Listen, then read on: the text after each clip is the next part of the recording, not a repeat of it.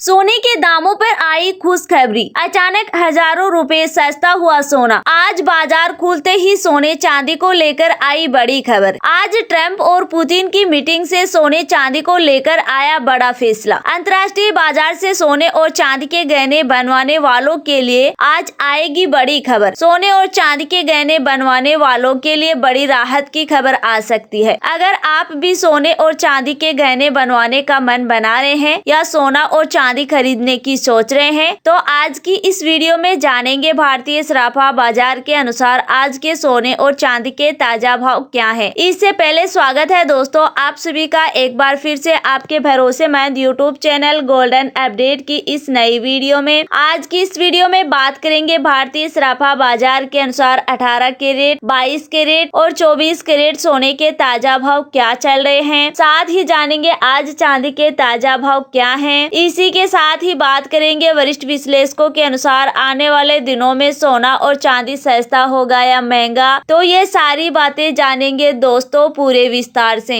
लेकिन उससे पहले अगर आपने अभी तक हमारे चैनल गोल्डन अपडेट को सब्सक्राइब नहीं किया है तो जल्दी से सब्सक्राइब कर दे। साथ ही इस वीडियो को लाइक करके अपने परिवार, दोस्तों और जानकारों के साथ ज्यादा से ज्यादा शेयर जरूर करें ताकि सोने चांदी के भाव में आए इस बदलाव की जानकारी आपके साथ साथ सभी को मिल सके। तो ऐसे में अब जल्दी से जान लेते हैं आज भारतीय सराफा बाजार के अनुसार चांदी के ताजा भाव क्या है। आज भारतीय सराफा बाजार के अनुसार 1 ग्राम चांदी का भाव 116 रुपए 20 पैसे है। 8 ग्राम चांदी का भाव 929 रुपए 60 पैसे है। 10 ग्राम चांदी का भाव 1162 रुपए है। 100 ग्राम चांदी का भाव 11,620 रुपए है और 1 किलो चांदी का भाव 1,16,200 रुपए है। और आज चांदी की कीमतों में मामूली गिरावट देखने को मिली। इसके साथ ही अब जान लेते हैं सोने चांदी के वरिष्ठ विश्लेषकों के अनुसार आने वाले दिनों में सोना और चांदी सस्ता होगा या महंगा।